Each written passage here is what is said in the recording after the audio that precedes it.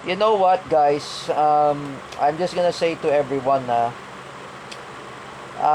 you know, I'm sorry for everyone when I curse sa CDIF. I apologize to all the teachers and staff of CDIFI because I know I criticize Ate Mel Canete, Ate Dina Guillermo, Teacher May Tiburcio, Teacher Evelyn Caja, and Teacher Alexander Pagkalinawan. They are pro Marcos. I criticize them, they are pro Marcos. I know what is the result reflection. I'm sorry to everyone even the parents of CDIFI. I need to know what is my anger was. That Philippine Children's Medical Center, that was a Marcos Senior project, and I criticize it. Even I criticize the the project of Marcos Senior, that CDIFI. I criticize it. I just wanna tell to Teacher Julie, who's replacement of Teacher Evelyn Kaka, my arch enemy. I am saying to you, Teacher Julie, I know you are anti-Marcos. You need to tell all the teachers in CDIFI, Teacher Marisa, Teacher Freddy May Masalabsilos, Teacher Rina Nebres, Teacher Dab Vilasor, and other SPED teachers in CDIFI. Bring back the lesson in Civica about the historical revisionism against Marcoses. Pag-aralan ninyo yan. That's why when there is corruption of Bongbong Marcos, there is historical revisionism against Bongbong Marcos and Ferdinand Marcos Sr. We can bring back the historical revisionism just like in the school of Denzel Joshua in Lasal, in St. Benil, they have a historical revisionism. Me, for example, I study historical revisionism against the Marcoses.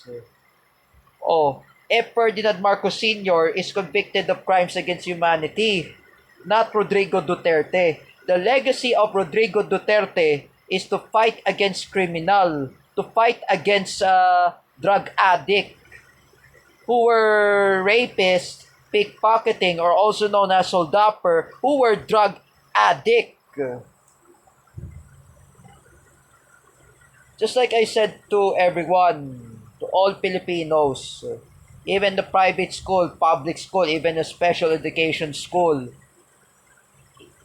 let's bring back the historical revisionism against Bongbong Marcos and Ferdinand Marcos Sr. Let's bring back. That's why I was become an anti-Marcos. Like I said before, ako ay anti-Marcos. You know, what I feel anyway. Look at the time of the Marcos Sr. Hundreds of Filipinos were killed. That is the Amnesty International. I was told by Miggy Dabitag. Oh, Amnesty International.